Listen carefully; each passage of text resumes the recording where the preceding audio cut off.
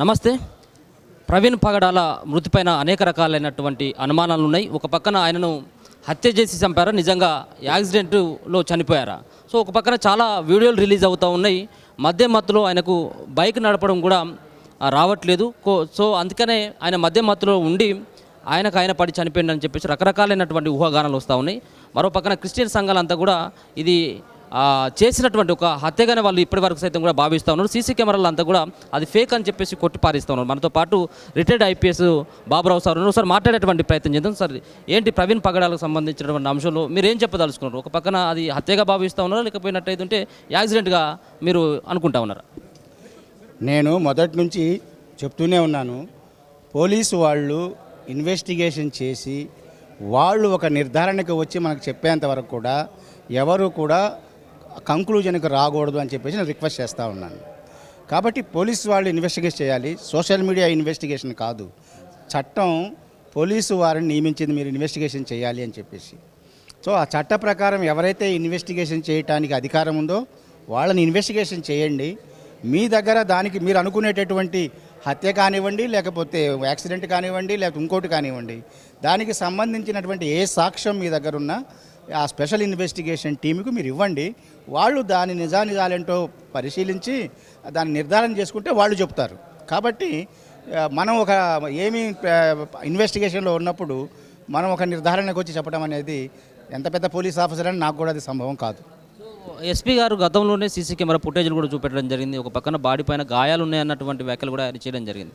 So CC camera ఫుటేజ్లు చూపెట్టిండు, దాంట్లో తూలుతూ ఉన్నటువంటి visuals కూడా చూపెట్టిండు. సో అయినప్పటికీ కూడా మీ క్రిస్టియన్ సంబంధించినటువంటి సంఘాలే కొట్టిపారేస్తూ ఉన్నాయి, ఇదంతా కూడా ప్రవీణ్ కాదు, ఇది డూప్ అని చెప్పేసి అంటూ ఉన్నారు. సో ఏ విధంగా చెప్పగలుగుతున్నారు సార్? అది ఆ వాదన నడుస్తూ ఉంది. ప్రత్యేకంగా ముఖ్యంగా ఈ తర్వాత ఆయన ఆ వైన్ షాపుల దగ్గర వైన్ కొన్నారు, అది ఇదని చెప్పేసి వచ్చినటువంటి కథనాలన్నీ చూస్తూ ఉంటే తప్పకుండా ఈ యొక్క నరేషన్ని అనుమానించాల్సిన అవసరం వస్తూ ఉంది. ఎందుకంటే ఆయన తాగినట్లు ఎవరికి ఎప్పుడు చూడలేదు, ఆయన ఆ రకంగా బిహేవ్ చేసేవాడు కాదు. ఇకపోతే పోలీసు వాళ్ళు చూపించినటువంటి ఆ CCTV footage Kovvur toll plaza దగ్గరది ఆయన తూలుతూ వెళ్తున్నాడు అంటున్నారు. తూలటం కాదు అది. ఒకవేళ అది ఆయనే అయితే, ఆ మోటార్ సైకిల్ ఆయన ఒకటే అయితే, అదే అయితే ఏంటంటే ఆయన తోలటం కాదు అది. మాకు తెలిసినంత వరకు ముందు లారీ ఉంది, ఆయన పక్కకు వెళ్ళి ఆ గతుకుల రోడ్లో నుంచి తీసుకొని మళ్ళా రోడ్లోకి వచ్చి వెళుతూ ఉన్నాడు. ఆ గతుకుల రోడ్లోకి వెళ్ళినప్పుడు ఎప్పుడైనా కానీ బండి యొక్క బ్యాలెన్స్ నిలపడం కోసం రెండు కాళ్ళు పక్కన పెట్టే ఎవరైనా వెళ్ళాలి, మీరైనా కానీ నేనైనా కానీ బండి బ్యాలెన్స్, అందులో అది పెద్ద బండి, కాళ్ళు కింద పెట్టేంత వరకు అది బ్యాలెన్స్ ఉండదు. కాబట్టి ఆ బ్యాలెన్స్ కోసం ఆయన అలా చేసి ఉండవచ్చు, దాంట్లో అనుమానించాల్సిన అవసరం ఏమీ లేదు. ఇంకా వేరే రకాలైనటువంటి సంబంధించినటువంటి ఇది సంబంధించినటువంటిది కూడా కొంత సర్క్యులర్ అవుతూ ఉన్నది. సో ఒకటే వీడియో కాదు, చాలా వీడియోలు వచ్చినాయి. సో పోలీసులు అఫీషియల్గా విడుదల చేయనప్పటికీ సోషల్ మీడియాలో ప్రచారం అవుతున్నటువంటి వీడియోలని మీరు నమ్ముతున్నారా లేరంటే ఏం సమాధానం చెప్తారు? ఏ వీడియోను కూడా నేను నమ్మను. సోషల్ మీడియాలో వచ్చేటటువంటి ప్రతి వీడియో మార్పు చేయటానికి, లేకపోతే దాన్ని మ్యానిపులేట్ చేయటానికి 100% ఆస్కారం ఉంటుంది. అది సైబర్ ఫారెన్సిక్స్కి వెళ్ళి ఎగ్జామినేషన్ అయ్యి ఇది నిజమైన వీడియోనే అని సైబర్ ఫారెన్సిక్ వాళ్ళు దాన్ని నిర్ధారించి చెప్తేనే కానీ అది నిజమైందా కాదా అని నమ్మటానికి వీల్లేదు. చాలామంది పాస్టర్లు ఉన్నారు సార్. గతంలో ప్రవీణ్ కంటే ముందు చాలామంది వేరే మతాలపైన మాట్లాడినటువంటి వాళ్ళు ఉన్నారు.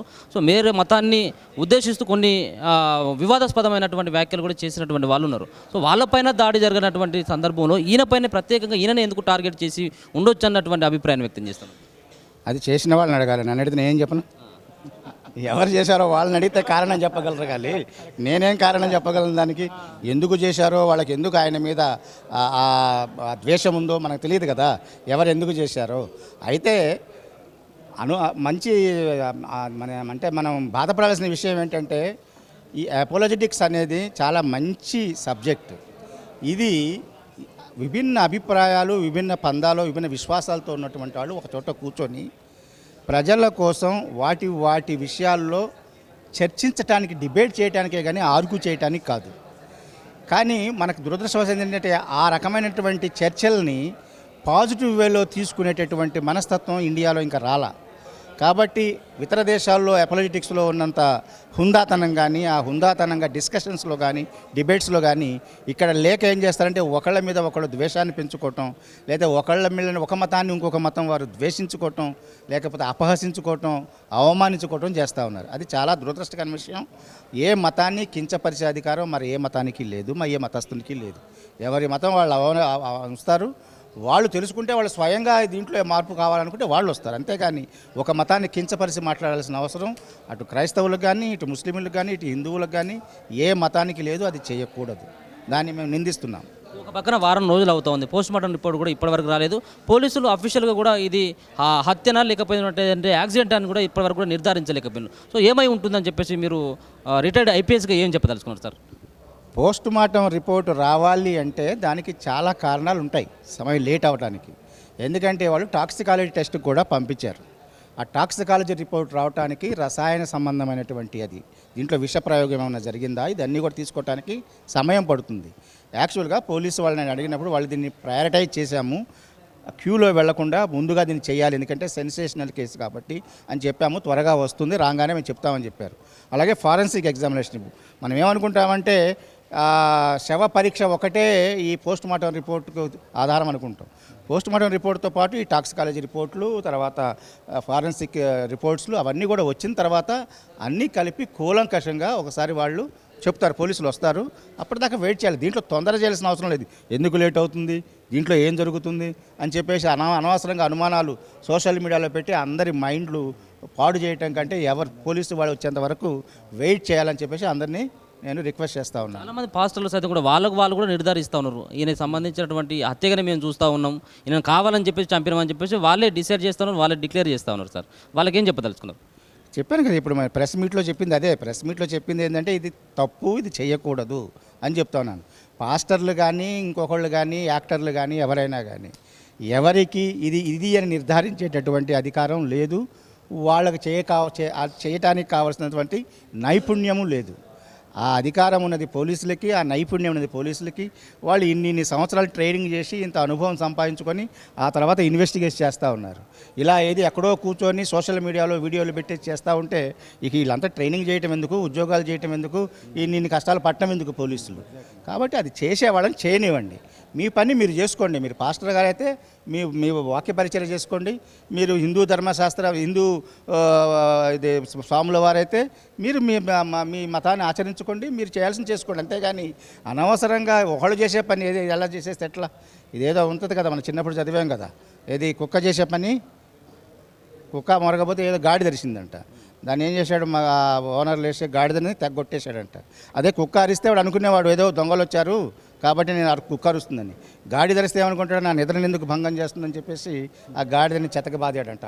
అట్లా ఉంటుంది. ఎవరు చేసే పని వాళ్ళు చేయాలి. సో కుటుంబ సభ్యులు కూడా సఫర్ అవుతూ ఉన్నారు. ఒక పక్కన వాళ్ళు నిన్న స్పందించడం జరిగింది, వాళ్ళ సోదరుడు కానీ వాళ్ళ భార్య కానీ స్పందించడం జరిగింది. సో దీంట్లో రాజకీయం చేయాల్సినటువంటి అవసరం లేదు, ఎవరు కూడా మాట్లాడాల్సినటువంటి అవసరం లేదు. దీనిపైన పూర్తి స్థాయిలో విచారణ కొనసాగుతూ ఉంది. నాకు ప్రభుత్వం పైన, పోలీసుల పైన నమ్మకం ఉందని చెప్పేసి ఒక పక్కన వాళ్ళు కూడా చెప్తా ఉన్నటువంటి సందర్భంలో ఈరోజు మీరు ప్రధానంగా ప్రెస్ మీట్ పెట్టడానికి ఏమైనా కారణం ఉండొచ్చు. వాళ్ళు కూడా నమ్మట్లేదు, ఇదంతా కూడా రాద్ధాంతం చేయాల్సినటువంటి అవసరం లేదు, ఫుల్ స్టాప్ పెట్టండి అని చెప్పేసి కూడా విజ్ఞప్తి చేస్తూ ఉన్నారు. ఇంతకుముందు చెప్పాను నేను, ఒక క్రిమినల్ కేసు అనేది ఒక క్రైమ్ జరిగినప్పుడు ఆ క్రైమ్ ఒక వ్యక్తి లేదా ఒక విక్టిమ్ కాదు, కానీ దాంట్లో ప్రభుత్వం ప్రతిస్పందించాలి. దాన్ని ఇన్వెస్టిగేషన్ చేసి నిజాలు తెలుసుకొని కోర్టుకి వాళ్ళు చేయాల్సిన బాధ్యత ప్రభుత్వానికి ఉంటుంది. అంటే ప్రభుత్వం అంటే పోలీస్ ద్వారా చేస్తారు ప్రభుత్వం. కాబట్టి కుటుంబ సభ్యులు ఇలాంటి కేసులు, కాంపౌండబుల్ కేసులు ఉంటాయి కొన్ని. కాంపౌండబుల్ కేసులు అంటే చిన్న కేసులు అయితే నాకు ఇది అక్కర్లేదు, నేను విత్డ్రా చేసుకుంటానని చెప్పొచ్చు. కానీ పెద్ద కేసులు, హీనియస్ అఫెన్సెస్, నాన్ కాంపౌండబుల్ కేసులు ఉంటాయి. వాటిల్లో మీరు రెండు పార్టీలు కావాలనుకున్నా కానీ రాజీ అవ్వటానికి లేదు. అది న్యాయస్థానం తేల్చాలి. కాబట్టి ఎందుకంటే అది ఆ నేరము మీరు వ్యక్తికి ఎగనెస్ట్గా చేసింది కాదు, కానీ దాన్ని ప్రభుత్వానికి, గవర్నమెంట్కి, స్టేట్కి ఎగనెస్ట్గా చేసిందిగా పరిగణించబడుతుంది. కాబట్టి వాళ్ళ మంచి హృదయంతో, పెద్ద హృదయంతో వాళ్ళు ఏమన్నారంటే మాకు నమ్మకం ఉంది, దీన్ని మేము రాద్ధాంతం చేయదలుచుకోలేదు, మా వైపు నుంచి ప్రభుత్వం మీద ఎలాంటి అనుమానం లేదు, మేము ప్రభుత్వం పూర్తి నమ్మకం ఉందని చెప్పారు. కరెక్టే, మేము కూడా చెప్తున్నాం, అందరూ చెప్తున్నారు. అయితే నిజాలు ఏంటి అని తెలుసుకోవాల్సినటువంటి బాధ్యత ఇన్వెస్టిగేటింగ్ ఏజెన్సీకి ఉంది. సత్యాన్వేషణ జరగాలి, ఆ సత్యం ఏందో తెలియాలి. ఎందుకంటే వాళ్ళు అనుమానిస్తున్నారు ఇది యాక్సిడెంట్ కాదు, హత్య అని. వీళ్ళు చెప్తున్నారు ఇది మామూలు యాక్సిడెంట్ కాదు, తాగి ఇంటాక్సికేషన్లో తప్పదాగిపోయి ఆయన యాక్సిడెంట్ చేసుకున్నాడు. వీళ్ళు అంటున్నారు ఈ రెండు. ఇలా ఆయన యొక్క క్యారెక్టర్ని, ఆయన యొక్క దీన్ని అసాసినేట్ చేసేటువంటి అధికారం వాళ్ళకి కానీ వీళ్ళకి కానీ ఎవరికి లేదు. దాన్ని పోలీసులకు వదిలేయాలి, పోలీసులు దాన్ని ఇన్వెస్టిగేట్ చేయాలి. ఆ పోలీసులు చేసేదాన్ని సూపర్వైజ్ చేయడానికి పెద్ద పెద్ద అధికారులు, పోలీసులు అధికారులు ఉన్నారు, కోర్టులు ఉన్నాయి. ఇప్పుడు మేము కొత్తగా జ్యుడిషియల్ కమిషన్ కూడా అపాయింట్ చేయమని చెప్తున్నాం. వాళ్ళు చూసుకుంటారు. ఒకళ్ళు అపాయింట్ చేస్తే ఇవన్నీ కూడా ప్రభుత్వం, కోర్టు నిర్ణయించి చెప్తుంది. అప్పటిదాకా వెయిట్ చూద్దాం.